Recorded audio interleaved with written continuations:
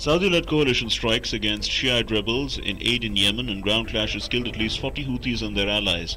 The coalition air campaign against the rebels and allied forces loyal to former leader Ali Abdullah Saleh began on March 26 in an effort to restore the UN-backed president Abd Rabo Mansour Hadi to power. Two separate car bombs exploded in parking lots of heavily fortified five-star hotels in central Baghdad late Thursday, killing at least 10 people. The blasts were around 7 minutes apart and wounded 30 others. The first bomb targeted the Babylon Hotel, where government officials often hold meetings and news conferences. The second hit the Meridian. US President Barack Obama toured a Catholic shrine loved by Cuban Americans on Thursday, a nod to his pledge to end more than 50 years of hostilities by Cuba and restore diplomatic relations and commercial ties. The Cuban exile community in South Florida has been split on Obama's move to normalize relations with Cuba, a deal that Pope Francis and other Catholic officials helped broker. Chilean police clashed with student demonstrators in Santiago on Thursday as they took to the streets to demand education reforms and the right to demonstrate.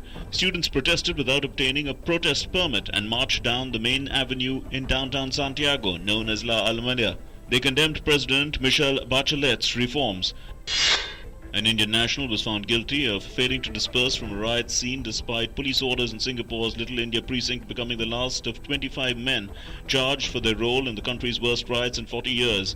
Arun Kalyamurthy, who has a master's degree in information systems and was looking for a job in Singapore, had claimed trial to a single charge of failing to disperse from the riot scene despite police orders to do so. The 29-year-old will be sentenced by a district judge on 2nd June. 4 lab workers in the United States and up to 22 overseas have been put to post-exposure treatment after the US military inadvertently shipped live anthrax samples to 9 states late last month.